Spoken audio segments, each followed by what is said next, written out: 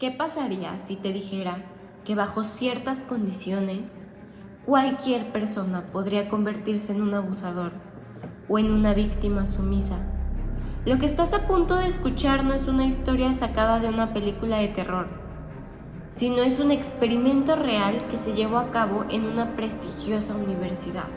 Un experimento tan impactante que tuvo que ser cancelado antes de tiempo. Este experimento de la prisión de Stanford, y hoy te voy a contar lo que realmente ocurrió dentro de esas paredes. A principios de la década de los 70, el psicólogo Philip Zimbardo, junto a un equipo de investigadores de la Universidad de Stanford, diseñó un experimento para entender cómo las dinámicas de poder podían influir en el comportamiento humano. La premisa era simple. ¿Qué ocurre cuando colocamos a personas comunes y corrientes en un ambiente que simula una prisión? ¿Cómo cambia su psicología cuando se les otorga poder absoluto o, por el contrario, se les quita toda su libertad? Para responder estas preguntas, Zimbardo reclutó a 24 estudiantes universitarios a través de un anuncio en el periódico. Estos jóvenes, que habían pasado pruebas psicológicas para asegurar que eran mentalmente estables, fueron divididos al azar en dos grupos. Unos serían prisioneros y otros serían guardianes. Todo estaba preparado. El sótano del edificio de psicología fue convertido en una prisión improvisada. Había celdas, uniformes, reglas estrictas y cámaras de vigilancia. Todo para hacer parecer el ambiente lo más real posible. El experimento comenzó de manera inesperada. Para darle más realismo, los prisioneros no simplemente se presentaron en la cárcel. En su lugar, fueron arrestados en sus propias casas por la policía local. Los esposaron, los vendaron de los ojos y los trasladaron a la prisión de Stanford, donde se les despojó de su identidad. Desde ese momento, ya no eran personas, eran únicamente números. Los guardianes, por otro lado, recibieron uniformes, gafas de sol reflectantes para ocultar sus emociones y un garrote de madera. Se les instruyó a mantener el orden, pero sin el uso de la violencia física. Sin embargo, pronto descubrieron que no la necesitarían. Al principio los prisioneros no tomaban en serio su rol y los guardianes parecían algo inseguros.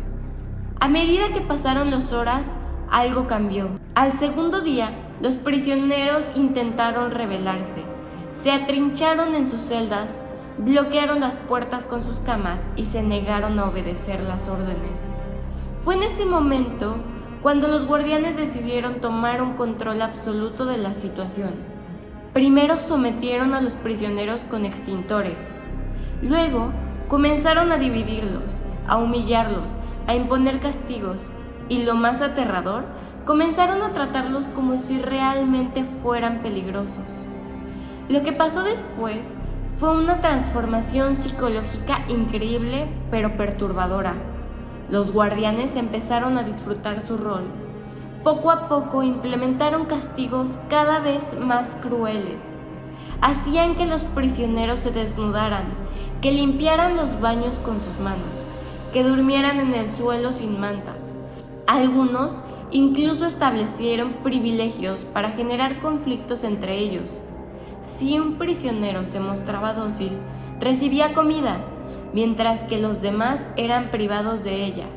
La división y el sometimiento era cada vez más intenso.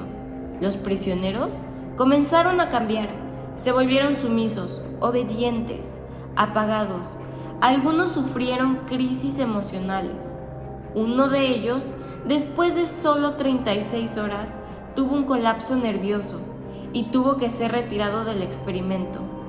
Zimbardo, quien estaba supervisando todo, no detuvo el experimento de inmediato.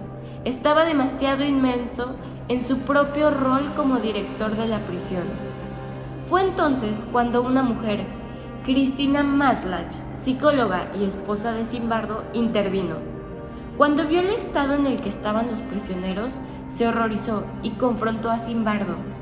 Fue la única que cuestionó lo que estaba pasando y le hizo darse cuenta que el experimento había ido demasiado lejos.